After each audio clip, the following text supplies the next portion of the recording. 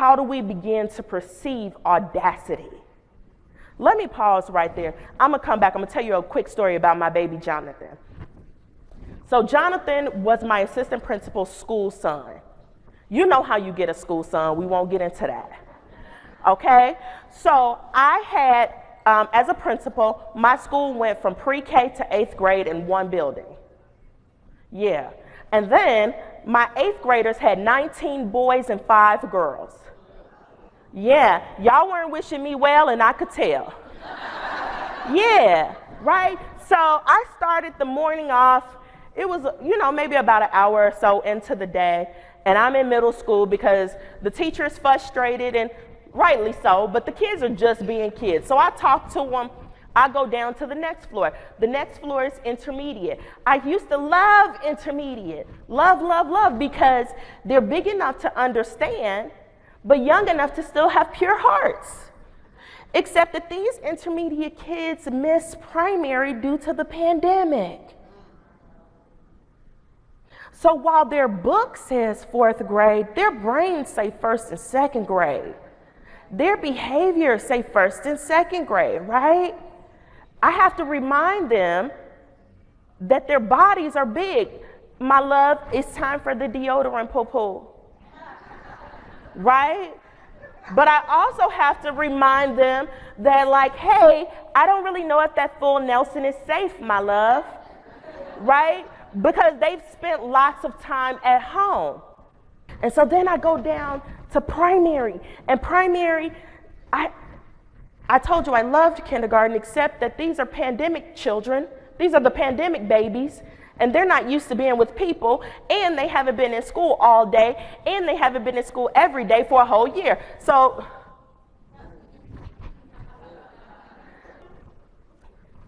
two things I can't get. These are triggers. I can't get hot, and I can't get hungry. So, it is still warm at this time in Chicago, right? Okay, I missed a lot of things. A meal wasn't one of them, okay? So, I'm in the classrooms, they have air, but it's an older building, there's no air in the hallway, so now I'm getting hot.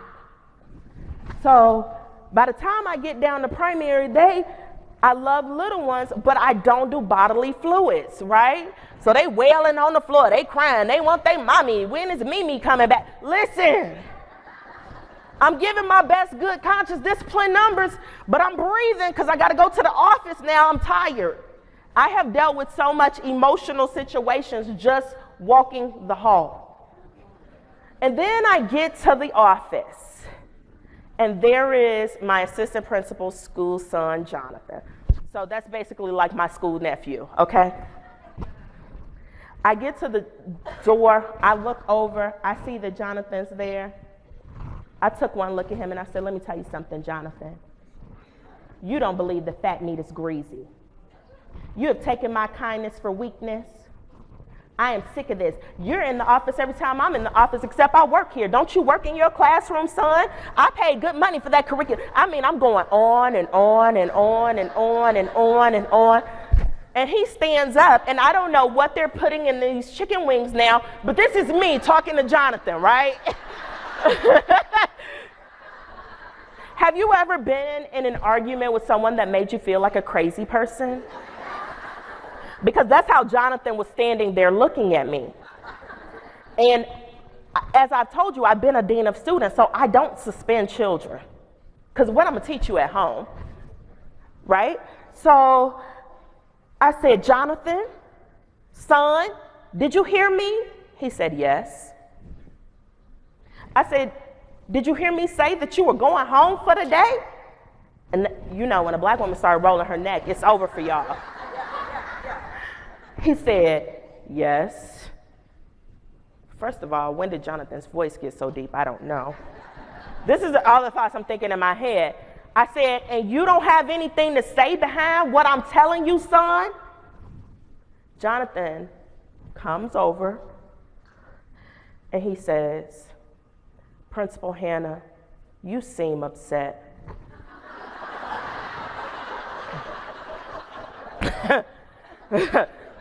Jonathan, I'm hot and hungry, son. You seem upset. Maybe if you go into your office and sit down for a minute and take a few deep breaths, we can have a logical conversation when you come back.